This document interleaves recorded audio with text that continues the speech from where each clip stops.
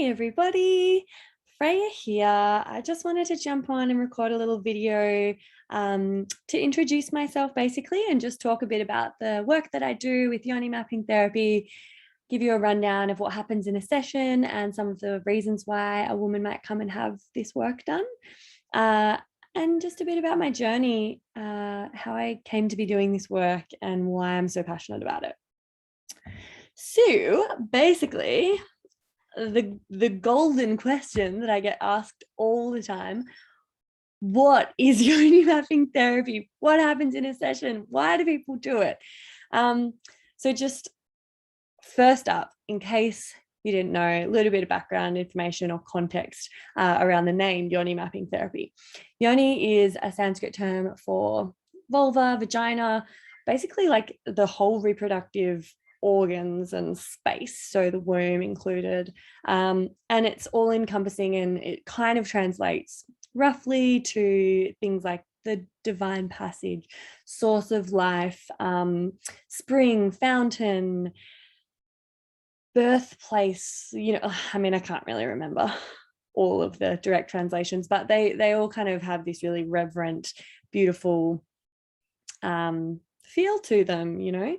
So because it's a really holistic modality, we wanted to encompass the entire reproductive space, the pelvic bowl, all of those beautiful parts of a female body. And there really isn't a term other than Yoni that, we were aware of that could wrap those up in a nice little bow with a lot of honor and respect and reverence to this part of the body.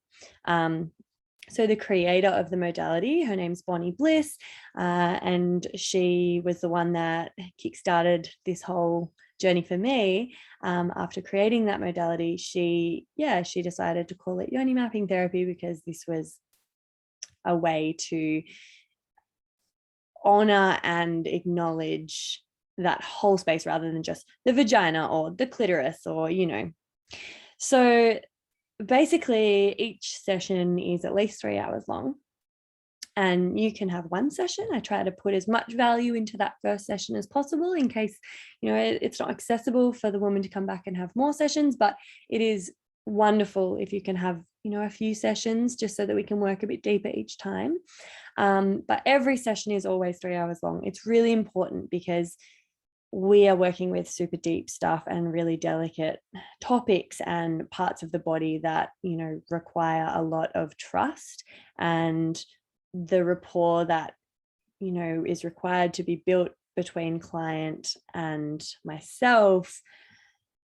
It takes time, there's no fast tracking that. There isn't any point trying to find a shortcut with that, so every time we always sit down for a good hour and a half, have a pot of tea, and just chat. So the first half of the session involves some coaching around sexuality, lots of sex education.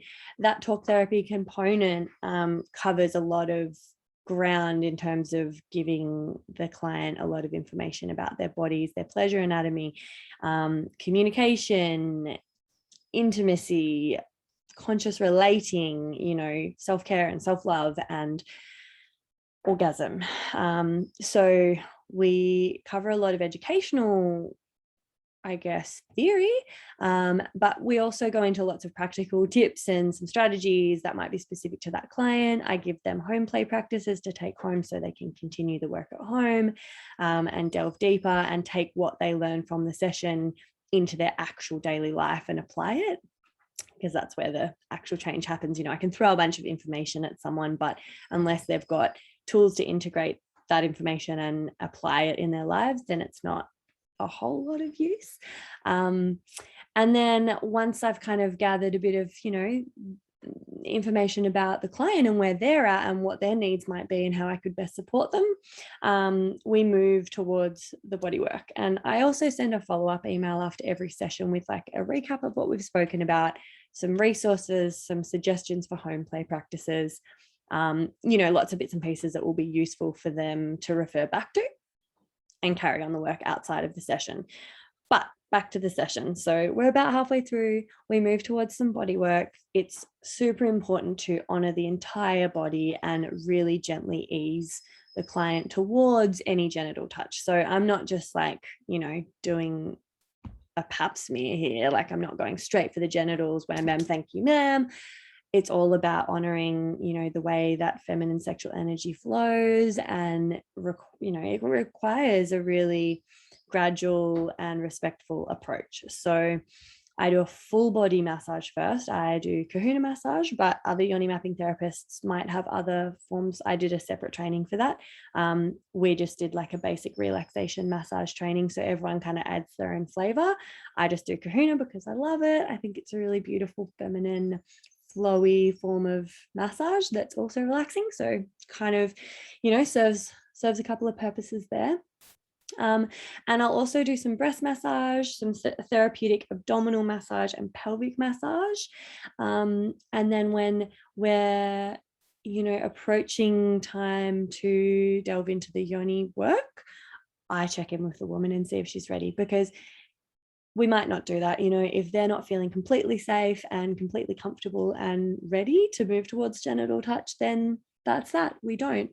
It's always in the client's control. We're going at their pace, and I will suggest, maybe now would be a good time to move into some external yoni touch. How do you feel about that? Are you feeling ready? And if they are, then I make sure I've got their permission to do just some external yoni touch. And so we do the vulva mapping, and I communicate with the client the whole time about where I am, what I'm touching. I give each individual anatomical part a little bit of massage and touch to bring awareness there, and also, talk her through what these parts are and what they're called and what they feel like. So giving a bit of a guided tour of her external anatomy, just of the vulva at first. And then if she's feeling ready, I check in again, I ask for consent again, and then we move towards the internal work if she's feeling ready and safe. So with the internal work, I'm just using one finger. I'm massaging all the way around the pelvic bowl and that whole pelvic space. I'm giving a really thorough physical massage, which will release tension. And sort of, check how the muscles are engaging and the health and tone of a pelvic floor. All those muscles, ligaments, tendons, they don't often get touched. So it is really beautiful to give them some massage. And we store a lot of tension, that then turns into numbness or pain or disconnect in that part of the body. So I make sure I give a really thorough massage while I'm in there to release some of that tension. And then the byproduct of that is that if we are storing, emotion and trauma, memories, or just stagnant energy in that space or in a particular zone inside the vagina, that physical massage and releasing that tension will actually release the emotion or the energy or whatever's being stored there as well. But I'm going to go into that a bit more later. So basically, to wrap up, what happens in a session after the internal work, I withdraw, I let her lie in her own space for a few minutes and just let the dust settle. And then we have a little, chat, debrief, and there's a bit of a follow-up and integration process as well. And just to give you an idea, because people always wonder, why would anyone have this work done? Would it be beneficial for me? I really believe it would be beneficial for almost every person with a vagina, basically. But some of the common themes that women come to me to address include physical ones. So like, it can relax pelvic tension, help relieve pain if you've got pain and chronic tension in the pelvic floor. It starts to bring more awareness and, I guess, like, create neural pathways and pleasure pathways to that pelvic space. So there might be areas of numbness or disconnect that we will start to bring more awareness and attention to and create neural pathways by, giving it that touch at the same time as bringing her attention to that area. giving her a bit of an idea about where I am, so that there'll be like stronger neural pathways to that area, and therefore more and more awareness, more and more sensation as a result. It can be really great after an operation. It can be good for scar tissue remediation, supporting the transition to menopause, or maybe a fertility journey. So if someone's trying to conceive. And then there's also the emotional reasons why someone might come. So just actually having an experience of the body where she's being touched in that area, and it's not for sexual gratification or, to get a goal or make something happen sexually. It's also not medical, where it's just like something's being done to you and it's quite unpleasant and you're just checking out, disconnecting, trying not to pay attention to, the speculum forcing your vag open.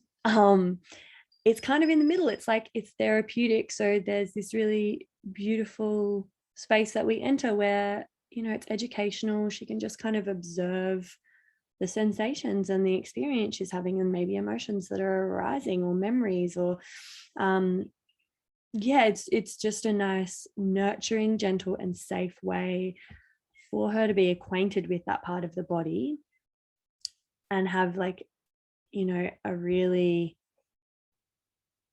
I suppose it's quite rare for someone to have an experience where they're being touched really respectfully. It's all at their own pace. It's all in their control. There's nothing expected of them. We're not trying to make anything happen. It's literally just relaxing and educational and honoring. So if someone's had some sexual trauma or any past experience where they've been violated, or they've felt a lot of shame, guilt, all the stigma and taboo that we have in our culture, this kind of space can be very powerful, because, and healing, because it's so respectful and so revering of her entire body and being, but that particularly that space that can be so, bad-mouthed or shrouded in shame.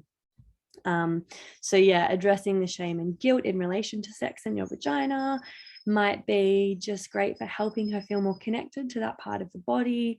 If you've had an abortion or a miscarriage, or maybe a traumatic operation, especially in that area where the reproductive organs are, moving towards healing that emotionally, that's a really beautiful byproduct of doing this sort of work.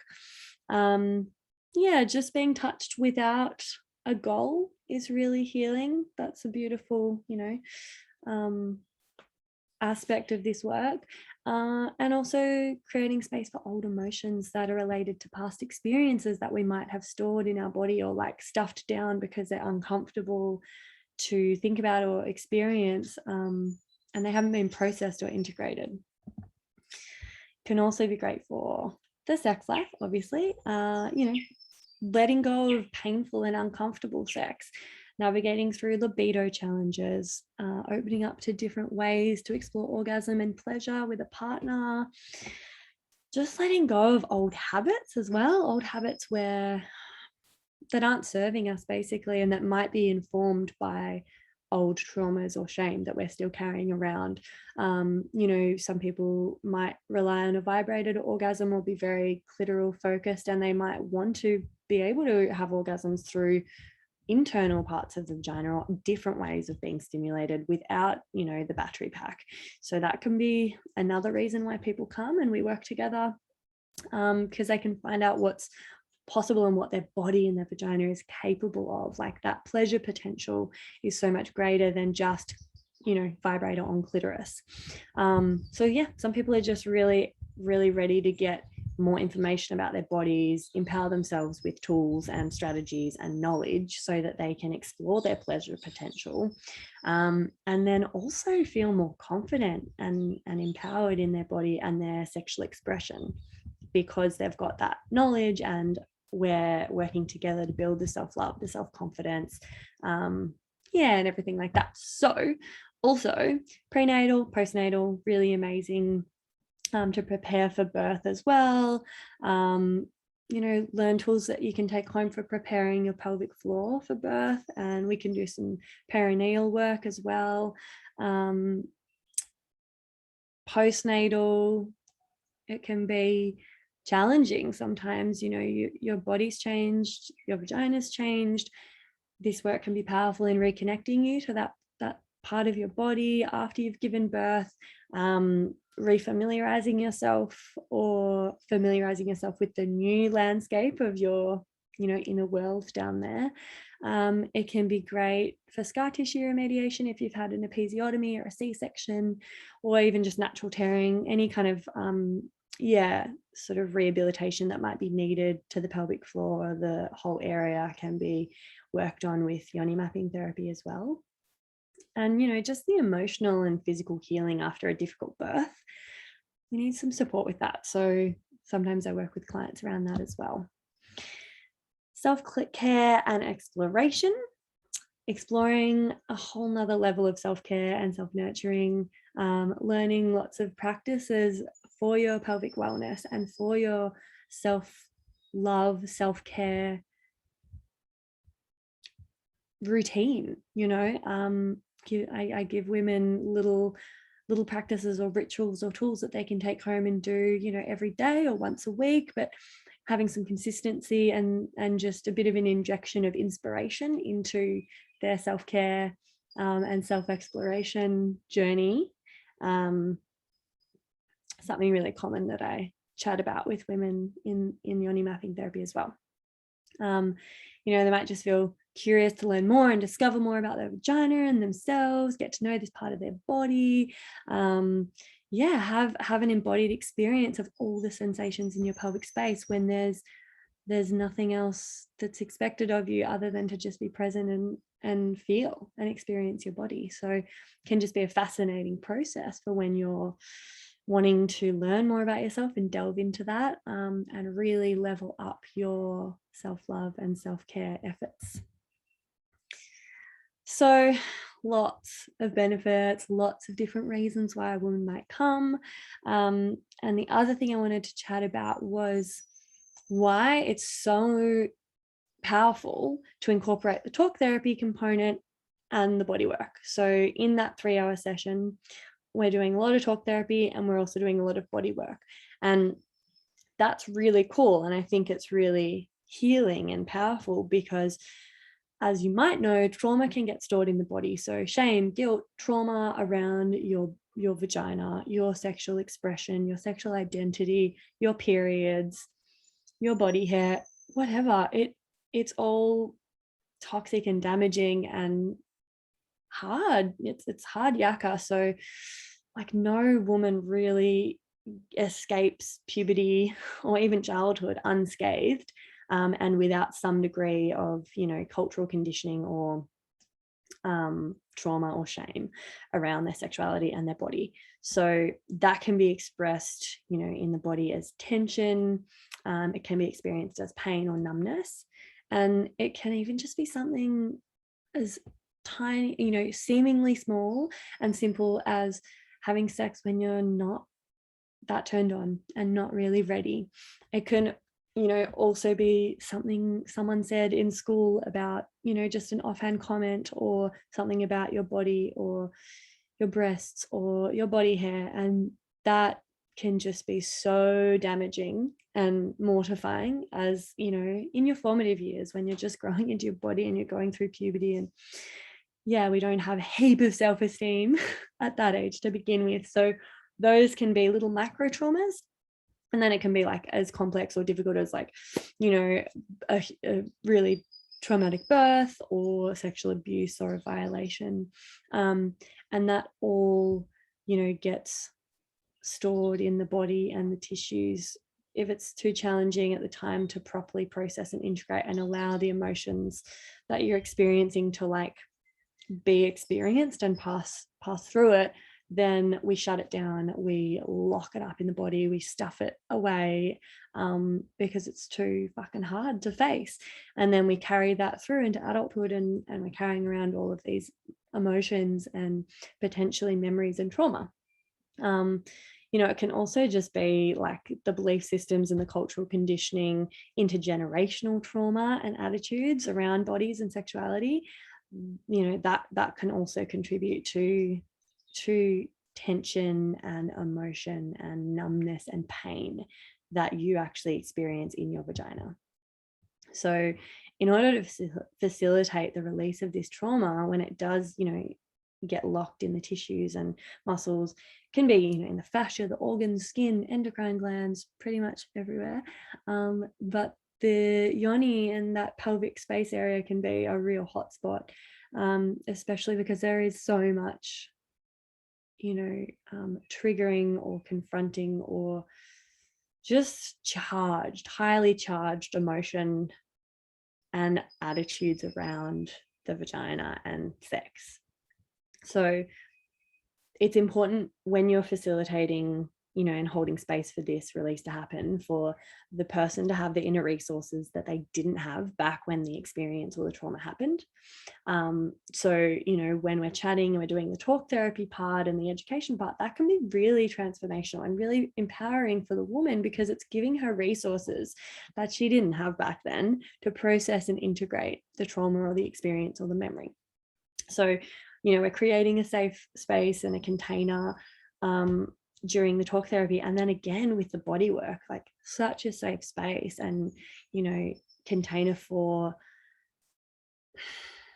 well, you're giving this the resource of a sense of safety. So back then when the incident happened, there wouldn't have been a feeling of safety, so that resource was absent, and that wouldn't have empowered the woman to actually move through that and integrate the experience at the time if she wasn't feeling safe. So then the other thing that you need is like space for the traumatic energy to actually go when it's released. And while you're easing the stress and tension through massage, you're actually like creating more space in the body. So you're activating the parasympathetic nervous system. So she's in that rest and digest, like really relaxed, calm, trusting space.